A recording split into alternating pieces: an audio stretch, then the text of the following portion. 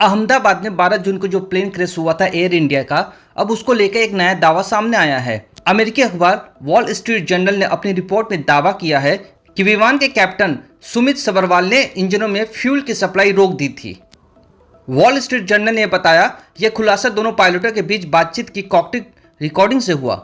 Voice recording से पता चला है कि बोइंग विमान उड़ा रहे को पायलट क्लाइव सुंदर ने कैप्टन सुमित सबरवाल से पूछा, आपने fuel switch cut off position में क्यों कर दिया।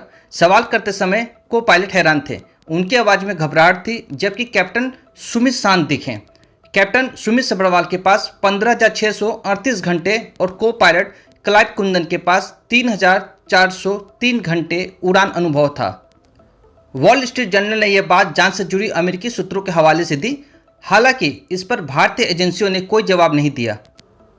वहीं वॉल स्ट्रीट जर्नल की रिपोर्ट आने के बाद एविएशन एक्सपर्ट संजय लजाड ने जांच रिपोर्ट लीक होने पर चिंता जताई है। उन्होंने कहा है, यह हैरान करने वाली बात है कि अमेरिका का मीडिया भारत की संसद और नागरिक उड्डयन मंत्रालय से ज़्यादा जानकारी रखता है। यह रिपोर्ट भारत में पूरी पारदर्शिता पर सवाल उठाती है। प्रधानमंत्री को इस मामले में जांच किसी हाईकोर्ट के सिटिंग जज से करवानी चाहिए। पर सच्चाई यह है कि को पायलट के पूछने पे पायलट ने यही जवाब दिया कि उन्होंने ऐसा नहीं किया, यानी उन्होंने कट ऑफ पोजीशन में स्विच को नहीं डाला। जाहिर सी बात है, बोइंग के द्वारा सारा दोष पायलटों में मत देने का षड्यंत्र रचा जा रहा है। बोइंग ये चाहता है कि किसी तरह ये साबित किया जाए कि पायलटों ने जानबूझ के इंजन स्विच को बंद किया होगा, जिससे ये इतना बड़ा हादसा हो गया। बट कहने का मतलब है कि वो ऐसा क्यों करेंगे।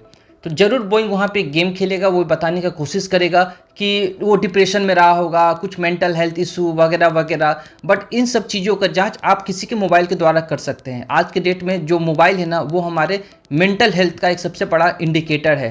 मोबाइल चैट से ये खुलासा हो जाता है, उसके डाटा से ये खुलासा हो जाता है कि अमुक टाइम में ये आदमी क्या कर रहा था। उस अनुसार आप उसके मेंटल हेल्थ का भी पता लगा सकते हैं। ये मैंने जस्ट दूसरा तरीका बताया है उन लोगों को गलत साबित करने का।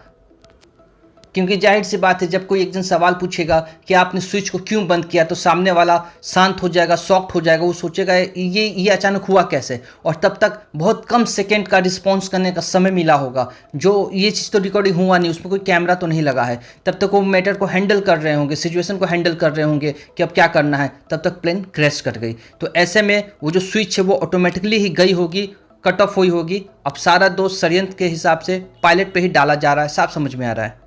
दोस्तों, इस पे आपकी क्या राय है, कमेंट जरूर कीजिएगा।